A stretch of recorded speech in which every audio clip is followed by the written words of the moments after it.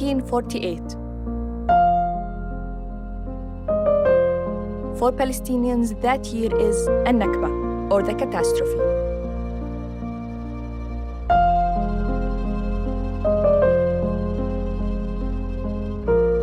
When hundreds of thousands were forced out of their homes.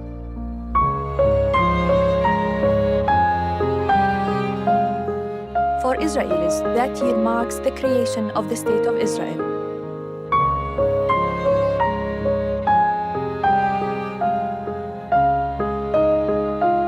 As a filmmaker and as a Palestinian, this documentary series was my way to understand the events of the past that are still shaping the present.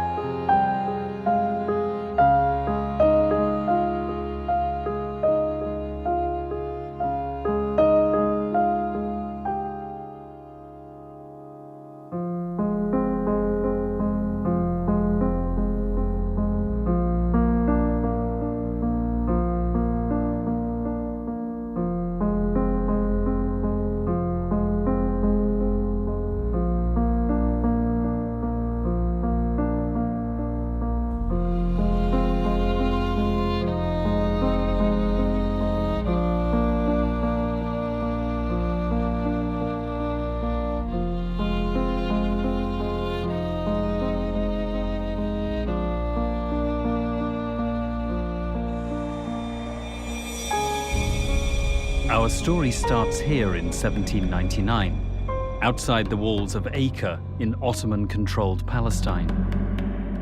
An army under Napoleon Bonaparte besieged the city, all part of a campaign to defeat the Ottomans and establish a French presence in the region. In search of allies, Napoleon issued a letter offering Palestine as a homeland to the Jews under French protection.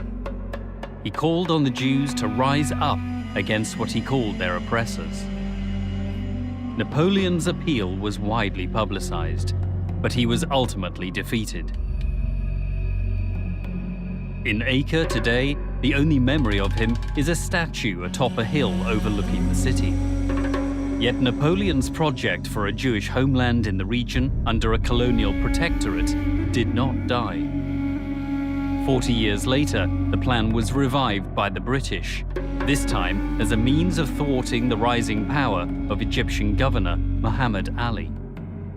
In 1840, British Foreign Secretary Lord Palmerston wrote to his ambassador in Constantinople, urging him to convince the Sultan and his entourage to open Palestine for the immigration of Jews. At that time, there were estimated to be no more than 3,000 Jews in Ottoman-controlled Palestine. Over the years, Jewish immigration to Palestine increased, helped on by wealthy benefactors. One of these was the French aristocrat Baron Edmond de Rothschild. He began visiting Palestine in the 1880s and became one of the Jewish community's leading sponsors. He spent over 14 million French francs to establish 30 Jewish settlements. The most important was Rishon-LeZion, founded in 1882. Today, the remains of Baron de Rothschild lie in a mausoleum in northern Israel.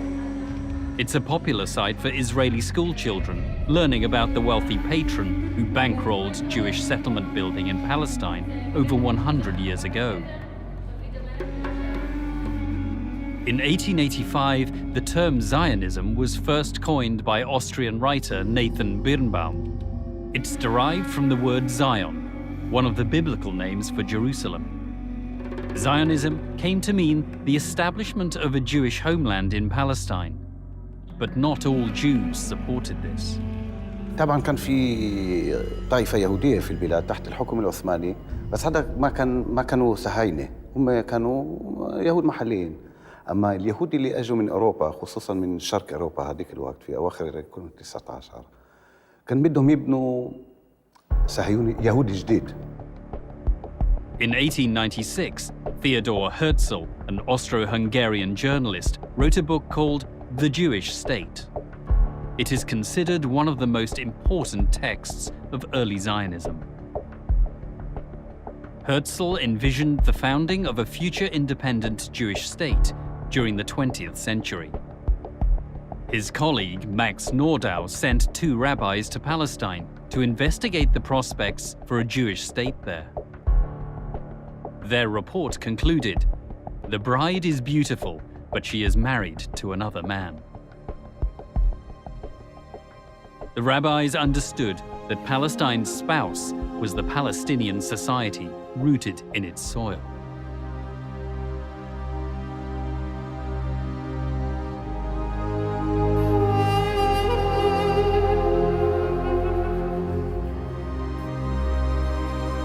In 1897, Herzl, with Birnbaum and Nordau, convened the first Zionist Congress in the Swiss city of Basel. The Congress adopted a program for the establishment of a homeland for the Jewish people in Palestine. إنما هرتزل بدأ يدعو رسمياً وعلناً لإقامة هذا الكيان، وثانياً اتصال بدول العالم الكبرى آنذاك في أوروبا بشكل خاص حتى تحمي واحدة منها تحمي هذا الكيان. فهرتزل هو أبو الدولة الصهيونية ما في شك، لكنه ليس مبدع الفكر الصهيوني. هو ما عقد مؤتمر لهذه الدول معاً واتفقت الدول على دعمه. هو كان يثير التنافس بين دولة وأخرى، كان يكذب على دولة أنه أنا سأكون معكم إذا أسستم دولة إسرائيل ضد الدول الأخرى، أنا أؤمن مصالحكم على حساب مصالح الدول الأخرى. In 1907, the British government set up a committee to devise a strategy toward the Muslim Arab population of the Ottoman Empire. The committee's report, submitted to British Prime Minister Henry Campbell Bannerman in 1907, recommended establishing a so-called buffer state in Palestine. The report proposed this state be hostile to its neighbours and friendly to Europe. The aim was to divide the region and so assure Britain's continued imperial dominance. بحيث أن هذا الجسم يكون معتمد على الاستعمار الغربي ويعتمد على الأوروبيين. هذا الجسم ضمان بقائه أن يكون ما حوله ضعيفاً. في كمان فكر عند الأوروبيين إنه اليهود مقربين لهم أكثر من العرب، وإذا تكون هون دولة يهودية بيكون أفضل إلهم. In 1907, Chaim Weizmann, a chemist who had emerged as a leader among British Zionists, visited Palestine for the first time. He set out to establish a company in Jaffa to develop the land of Palestine, a practical means to pursue the Zionist dream of building a Jewish state. His venture was supported by Baron de Rothschild. Within 3 years, a major deal was struck. The Jewish National Fund, set up to buy land in Palestine, purchased some 10,000 dunams in the Maj bin Amma region of northern Palestine. The sale to the Jewish National Fund had dire consequences for the thousands of Palestinian farmers living on the land. أكثر من 60,000 فلسطيني في منطقة مرج بن عامر. إذا كانت النكبة تعني ترحيل الإنسان الفلسطيني من أرضه والاستيلاء على أرضه في القوة ضمن هذول المركبين، فحقيقة النكبة بدأت عشرات السنين قبل 48. A more drastic form of colonialism than the average classical European colonialism, in the sense that their purpose was actually not so much only to exploit the locals, but to drive them out. From the very early moment that the Zionist movement targeted Palestine as the place for Jewish independence and statehood, and it was clear that there were Palestinians on the land, the Zionist leaders and common people alike got used to the idea that the only way of making Palestine a Jewish state is by causing the Palestinians to leave. إخلاء الفلاحين هو تطبيق للمبدأين، من ناحية الاستيلاء على الأرض تسمى تهويد الأرض، وثانيا العمل العبري، وهو الاستعاضة عن فلاحين عرب بيهود إما من شرق أوروبا، وفي حالات أخرى عندما قل العدد استعانوا بيهود من اليمن. A Jewish militia known as Hashomer was established to protect the growing number of Jewish settlements. Jews held demonstrations to demand the recognition of Hebrew as an official language under Ottoman rule. العربي والفلسطيني كان واعي من اليوم الأول لمفهوم الصهيونية. هي حركة عنصرية تبحث عن رأس مال لاستعمار أرض وتوظيف البعد الديني لجعلها وطن لمن تبقى منها يهود العالم في هوية وكيان ومستقبل سياسي. هذا الوعي كان واضح جدا عن نجيب عزوري، كان واضح جدا عن نجيب نصار.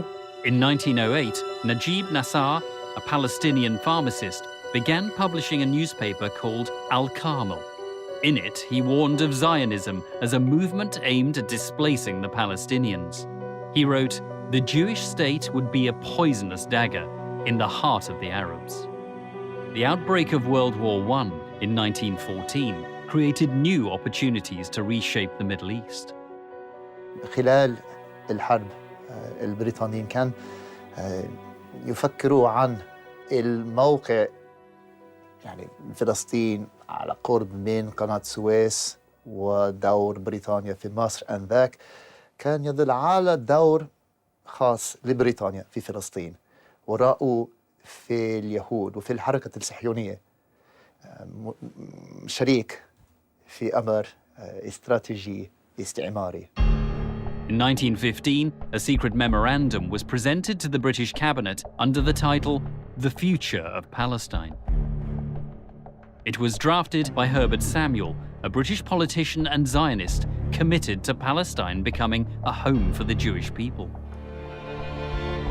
In the document, Samuel advised that the time was not ripe for the establishment of an autonomous Jewish state in Palestine.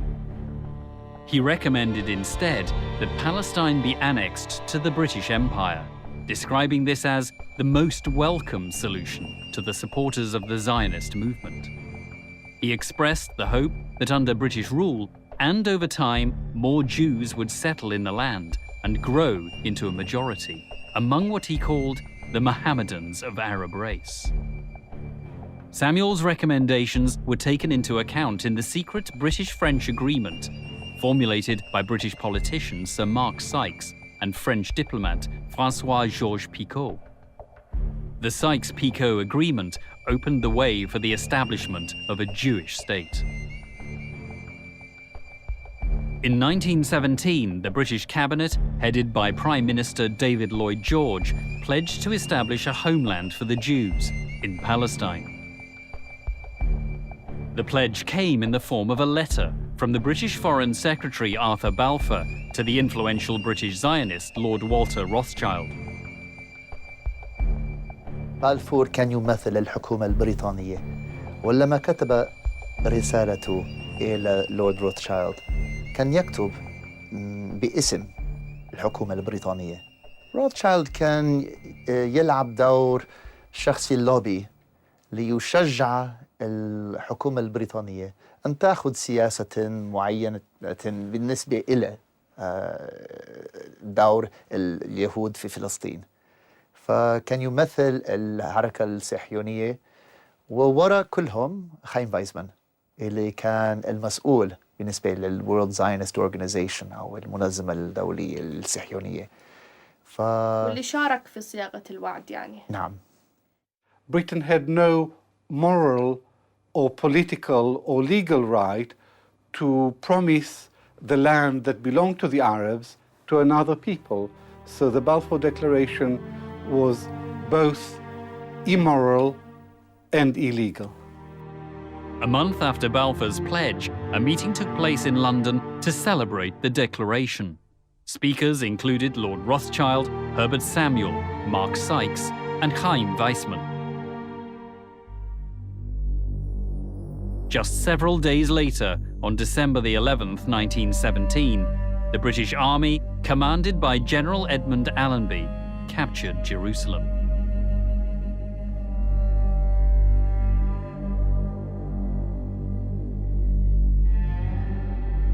Entering the Holy City alongside Allenby was a Jewish military unit, established under British auspices.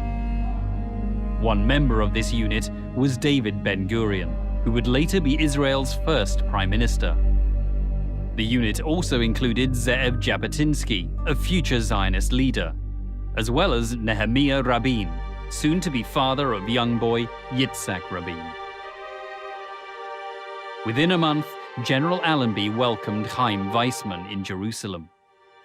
There were approximately 50,000 Jews in Palestine at this time, 10% of the population, among 500,000 Arabs.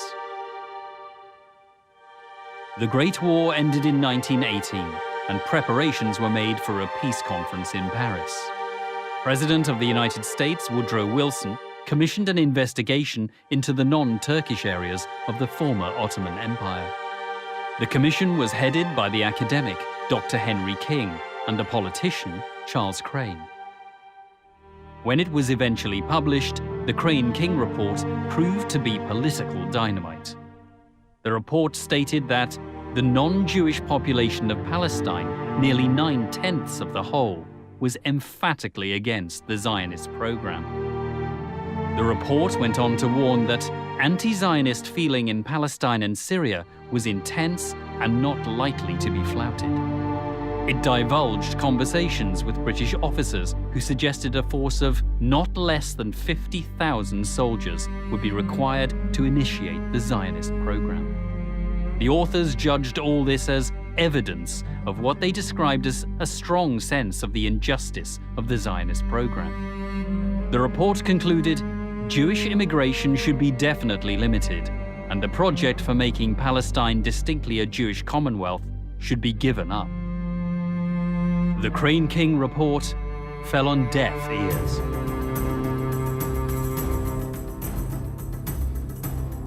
At the Paris Peace Conference in 1919, Britain was represented by Prime Minister David Lloyd George and Arthur Balfour. A delegation from the Zionist organization attended, headed by Chaim Weizmann. They presented a map, seen here, proposing the area to be allocated for a Jewish homeland. The map included both Palestine and the east bank of the Jordan River, as well as parts of what are today southern Lebanon and Syria. Parallel to the conference, the leader of the Arab delegation, Prince Faisal bin Hussein, signed with the Zionist delegation's leader what became known as the Faisal-Weizmann Agreement. It outlined Faisal's approval for a Jewish homeland in Palestine and an Arab nation in the larger Middle East. The agreement was mediated by Lieutenant Colonel Thomas Edward Lawrence, known as Lawrence of Arabia. Faisal signed, adding in his own handwriting that the agreement be dependent on the Arabs gaining their independence. الحركة الصهيونية من 1919 تقريبا فهموا إنه التركيز على السياسة الخارجية ما بكفي. يعني مضبوط لنا علاقات كتير كويسة في لندن، في لنا مكتب في نيويورك وواشنطن، ولنا ناس في برلين وفي باريس والى اخره. بس احنا فيهم ناس واحنا لازم او نتفق معهم، بس نيجي لإشي معهم لازم ناخذهم بعين الاعتبار على الاقل. و1919 اسسوا مركز استخباري للحركة الصهيونية 1919 وكانوا ناس يعني أنا ذكرت إنه كان في علاقات في كتير من المناطق علاقات منيحة بين اليهود والعرب، وكان في يهود كانوا الجيل الثاني هون، يعني إذا أبوهم إجا لهون في 84 1884 86 هم انخلقوا هون ولدوا هون، وكانوا يحكوا عربي ويركبوا فرسان ويروحوا عند العرب، وكان عندهم أصحاب عرب وصاروا يلموا معلومات. وشو المعلومات؟ معلومات من نوع واحد، معلومات سياسية. شو الرأي العام؟ هل بدهم يوافقوا مع المشروع الصهيوني أو لا؟ وين في أراضي فاضية؟ وين في ناس ممكن يبيعوا أراضي لليهود؟ هذا كان الشيء الثاني. حكي الثالث بنقدر نقول كان إذا في خطة لمهاجمة يهود بمنطقة معينة، يكون واحد يقول لك يعني جماعة قعدوا عندنا وحكوا بكرة بدنا نروح عن مستوطنة معينة ومع برودة، هو يروح يحكي لأصحابه اليهود. In 1920, the first British High Commissioner for Palestine was appointed. Controversially, London selected Herbert Samuel for the post. Samuel was a committed Zionist. Many suspected he would set out to implement what he had proposed 5 years earlier, by favoring Jewish immigration to transform Palestine into a Jewish homeland. In 1922, the League of Nations formalized British rule in Palestine. The second clause of the British Mandate document, approved by the League of Nations, stipulated, "The British Mandatory shall be responsible for placing the country under political, administrative, and economic conditions that will secure the establishment of the Jewish national home."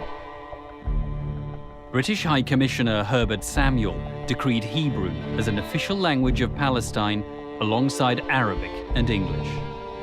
The letters E and Y were added to the word Palestine in Hebrew as an abbreviation of the words Eretz Yisrael, meaning land of Israel. هربرت سامويل تحت إشراف الانتداب البريطاني هو الذي خلق إسرائيل قانونا، وضع القوانين حوالي 100 قانون لكي يمكن تسريب الأراضي العربية إلى يد اليهود. ثانياً، سمح لليهود بأن يكون لهم نظام تعليم منفصل عن نظام حكومة فلسطين. وأهم ما عمله الإنجليز أن سمحوا لهم بأن يكون لهم جيش منفصل. أنا أتكلم عن 1920. Britain provided the muscle under which they could simply emigrate. I mean, they couldn't have immigrated were it not for the British presence. Because the crucial battle in the early stages was simply getting Jews into Palestine and acquiring land. They couldn't have done that without British government's sponsorship. الانتداب البريطاني أخذ أهم شيء، البشاع والمتروكة والمملوكة للحاكم، وملكها للحركة الصهيونية في المستوطنات فوراً. السلطة البريطانية كانت تعطي منح أراضي لليهود حتى يسوي الكبوتسات وهالشغلات هاي كلها، وإحنا نشوف هالأشياء، مش ما نشوفها لكن ما نوعاهاش. يعني أنا في جيلي في هذاك الوقت. وحموا الوكالة اليهودية التي كانت شبه حكومة لليهود أيام الانتداب، وأعطوها كل المساعدات العسكرية والمادية، وساعدوها على إخفاء نفسها. فهي مهارة صهيونية، مؤامرة بريطانية، وإلى حد ما وآسف أن أقول غباء أو بساطة عربية فلسطينية.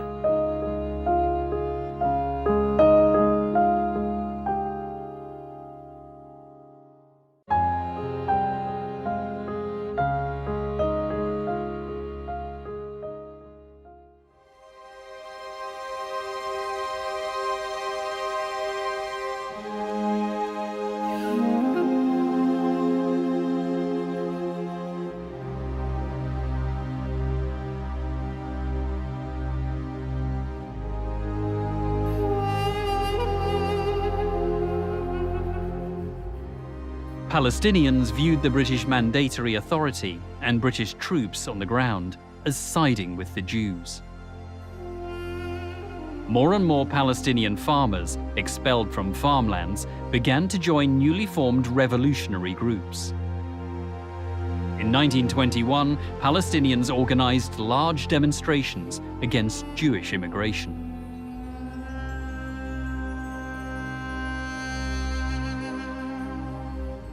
At that time, the Palestinian leadership was in effect hereditary, within one family. The Grand Mufti of Jerusalem, Amin al-Husseini, inherited his position at the age of 25, following the death of his brother, who had in turn succeeded their father. The leadership sent successive delegations to London to discuss the Palestinian question. الحركة الوطنية الفلسطينية في كل وقت كانت تعمل على أن تجمع الصيف والشتاء تحت سقف واحد، الحفاظ على صداقة بريطانيا في جانب ومعاداة الحركة الصهيونية في جانب آخر، وهذا لا يمكن أن يستقيم. نخبة دقيقة جدا، رقيقة جدا بالعدد يعني وبالتعليم، تقابل نخبة إمبراطوريات. يعني اليهود في بداية القرن العشرين نخب إمبراطوريات فعلا. يعني تقريبا في كل منطقة وكل لقاء للمؤسسات الفلسطينية اللي أسست هذيك الفترة مثلا اللجنة المسيحية المسلمية وكل المؤسسات والمجلس الإسلامي أعلى والهيئة الإسلامية، كل المؤسسات بعد كم من ساعة من الجلسة كان في تقرير لليهود هيك وهيك حكوا هذا رأيه هيك وهذا ممكن تشتغلوا معه، هذا عدو إلكم وهذا ممكن تشتروه بالمال وإلى آخره، والتقارير يعني موجودة بالأرشيف الصهيوني. The changes on the ground in Palestine can be noted in the British government's report to the Council of the League of Nations in 1925. The document reported the immigration of more than 33,000 Jews who were granted Palestinian nationality. This was 3 times the figure of the previous year. 13 new settlements were built according to the report. A Jewish labor union called the Histadrut had been set up under the direction of David Ben-Gurion, and the Jewish town of Tel Aviv was accorded municipal autonomy. In addition, the Hebrew University was officially opened in 1925 at a ceremony attended by British High Commissioner Herbert Samuel, the former British Foreign Secretary Arthur Balfour, and the head of the Zionist organization, Chaim Weizmann. As Weizmann's guest, Balfour visited a number of Jewish settlements. In Jerusalem, he met with Samuel and Allenby, the 2 men who had helped implement the policy he himself had laid out 8 years earlier in the famous Balfour Declaration.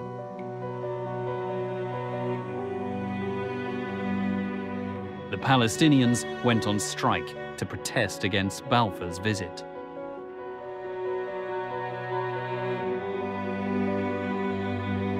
They raised black flags to signal their opposition to the policies Balfour had set in train. The Palestinians were in somber mood. Not so the Zionists. الصورة المشهورة بتلاقي سيدة من الخليل حاطة 3 حجابات، سيدة في القدس حاطة حجاب واحد معظم وجهها مبين تحت الحجاب، والوطنية المسيحية فيش حجاب، وماشيين مع بعض وراحوا على بيت المندوب السامي واحتجوا واعترضوا. Weizmann congratulated Samuel for his work towards the establishment of a national Jewish homeland.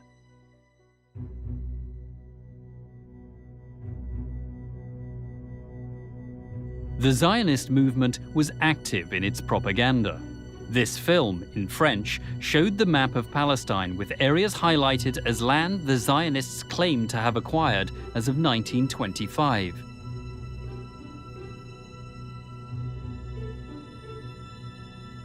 The film also shows the areas Zionists planned to acquire within the next 25 years. In the summer of 1929, ardent Zionist groups organized a gathering at the Wailing Wall in Jerusalem, known to the Palestinians as Al-Burak. The incident ignited violent demonstrations called the Burak Revolt, led by a Palestinian farmer named Farhan al-Sadi. More than 100 Arabs and Jews were killed on both sides. Sir John Chancellor, the new British High Commissioner in Palestine, issued a strongly worded memorandum calling for all those who took part in the revolt to be severely punished. 3 Palestinians were arrested and accused of participating in the revolt. They were Fuad Hassan Hijazi from Safad, Atta Ahmed Al-Zir from Hebron, and Mohammed Khalil Jamjoum, whose picture could not be found. The 3 men were jailed here at Acre prison. The British sentenced them to death. Arab delegations pleaded for their sentences to be commuted. But on June 17, 1930, the British authorities had the 3 men executed. A cemetery in Acre still contains the graves of the 3 men. In a final statement before their execution, they had written, "At the end of our lives, we say to the Arab leaders and Muslims all over the world, do not trust the foreigners. We lived and died for the Arab cause."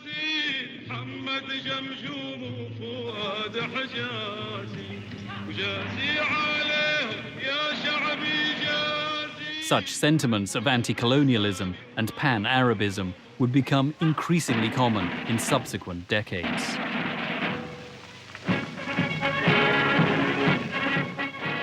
During the first 10 years of the British Mandate, the number of Jews in Palestine more than doubled to reach 175,000. Zionists all over the world were proud of their achievement. I am here today to ask you, my fellow Zionists, which attitude shall we take? Which of the possible attitudes that we face shall be our own?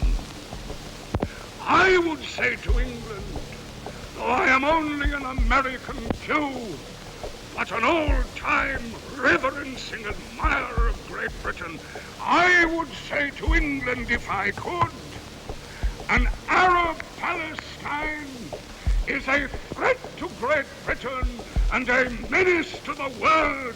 A Jewish Palestine is an asset to Great Britain and a blessing to the world.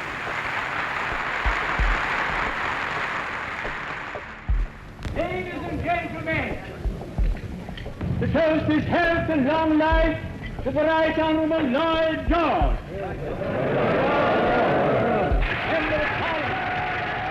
With Chaim Weizmann beside him, former British Prime Minister David Lloyd George reaffirmed his own Zionist credentials. It is, as your chairman has reminded you, it is nearly 16 years since he recruited me to the Zionist movement. Palestine, barren and malarial swamps, have been converted into happy settlements. Science has been harnessed to waters which had been running wild and waste since the early days of creation. Without vegetation and without life, empty desolation, that is Palestine. British news bulletins at the time described Palestine as akin to a desert. The reality was very different.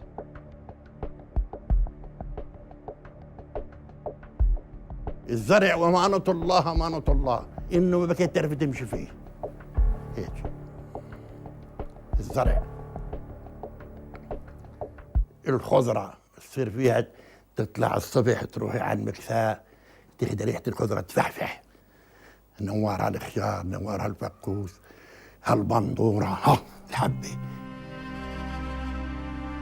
عيفها في الشي بعد عيفها بتذكرها 100%.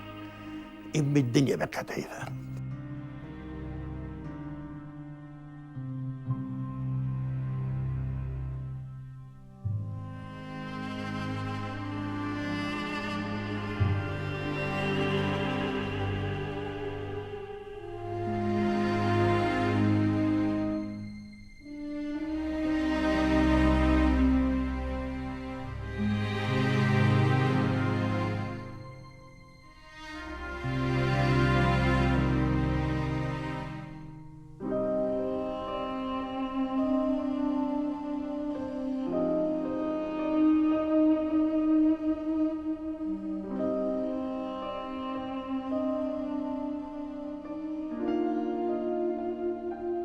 بالنسبة لي طبرية أجمل مدينة بل أجمل مكان في العالم. المسيح لم يقم في مدينة طبرية، إنما أقام حول مدينة فيها عمل معظم معجزاته على مياهها مشى. British politicians of the early 20th century had a distorted view of Palestinian society, frequently labeling it as Mohammedan, despite the population including over 100,000 Palestinian Christians. They did not regard them as yet belonging to either an Arab national group in general or to local national groups. The only way they were able to view them was as a religious group of believers. So I think they missed the point, for instance, that Christians and Muslims actually founded a new identity, not a religious one, but a national one. حالة المسيحيين الشرقيين غير موجودة. هنالك مأزق لدى الاستعمار عندما يستخدم التيولوجيا المسيحية في الرؤية المنطقة والشرق الأوسط اللي أدت إلى تبني الصهيونية فيما بعد، مأزق في التعامل مع المسيحية الشرقية. يعني هذه تشكل مش موجودة في عالمه، ولذلك يحاول أنه ينكر وجودها أصلا، يعني لأنه مجرد وجودها بتربك كل الصورة.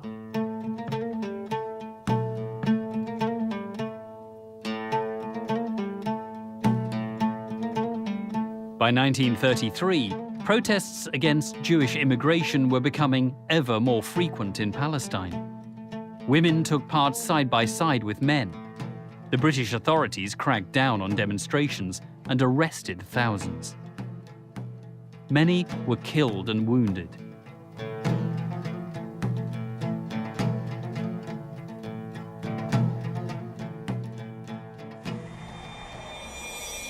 Musa Kazim al-Husseini, the 80-year-old former mayor of Jerusalem, was beaten by British soldiers during a demonstration in Jaffa. He later died of his injuries. The British authorities became ever more heavy-handed.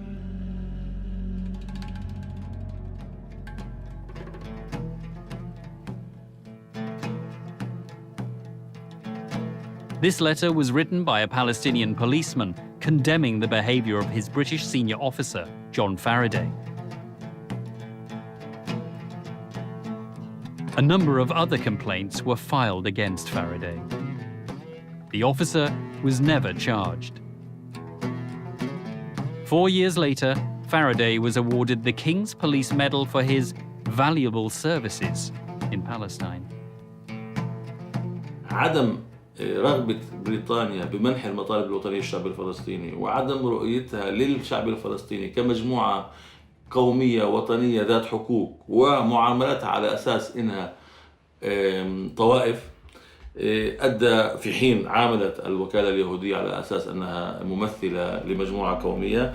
كل هذا مجتمعا أدى إلى تفاقم الوضع والصدام مع بريطانيا. Only still images of the Palestinian demonstrations are available in the archives.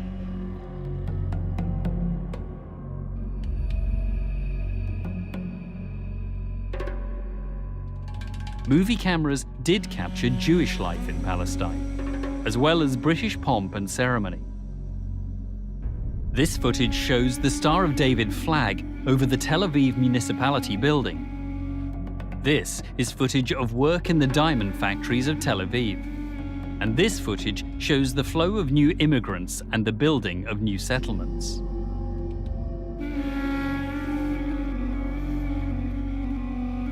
Footage of Palestinian life in the early 20th century proved more difficult to find.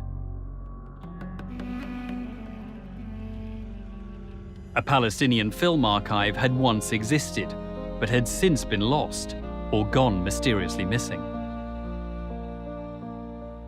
We spent months searching for pictures of Palestinian lives. Eventually, in the vaults of the British Library, we found glimpses of this bygone era.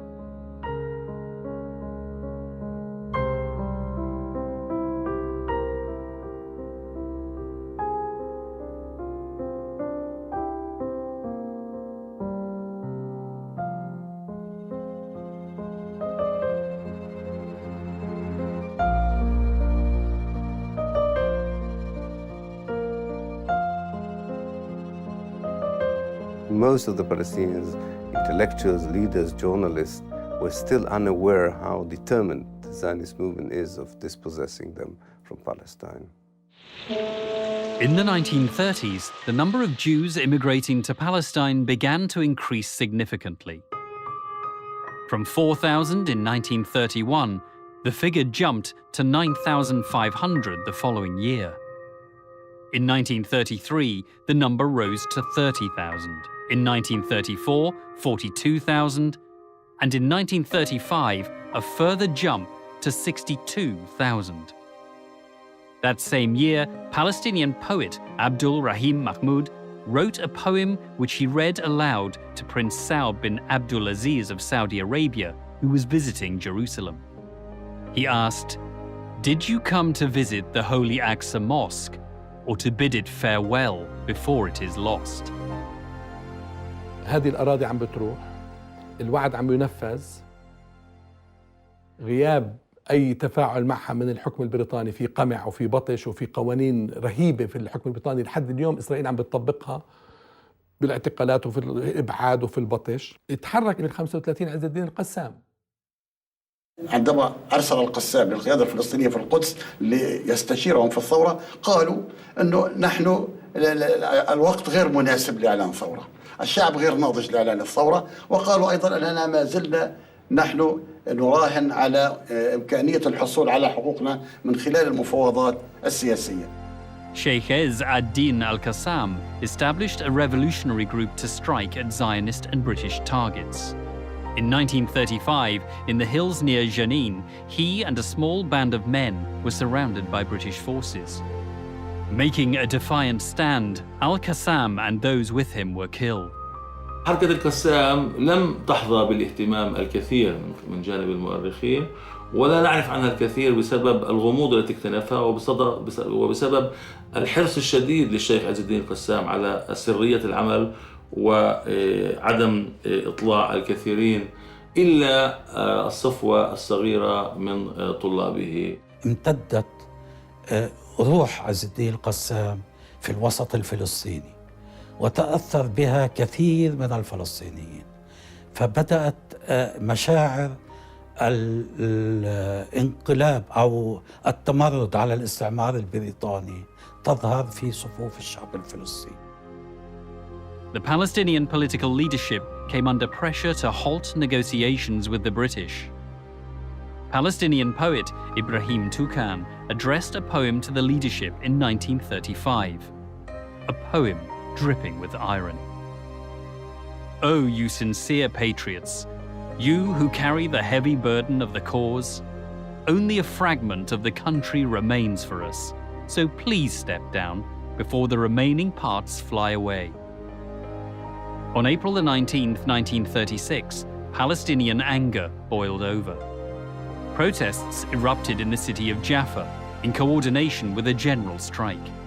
The wave of anger spread throughout Palestine. The reasons for the protests were explained by a spokesman for the Palestinian political leadership. The main case of the Arabs is against the British government's policy in Palestine.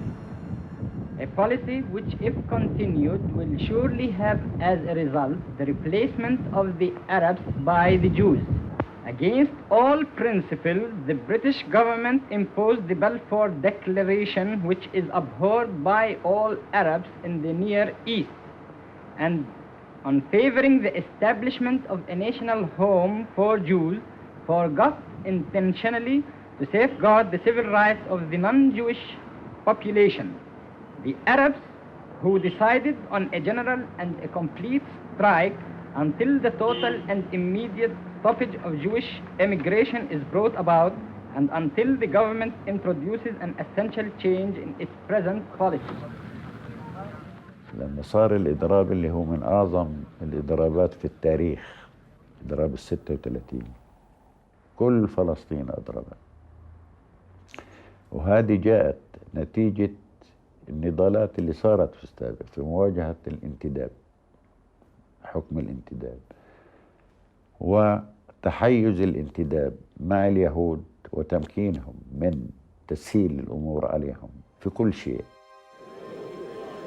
The 1936 revolt shocked the British mandatory authorities, who carried out harsh punitive actions.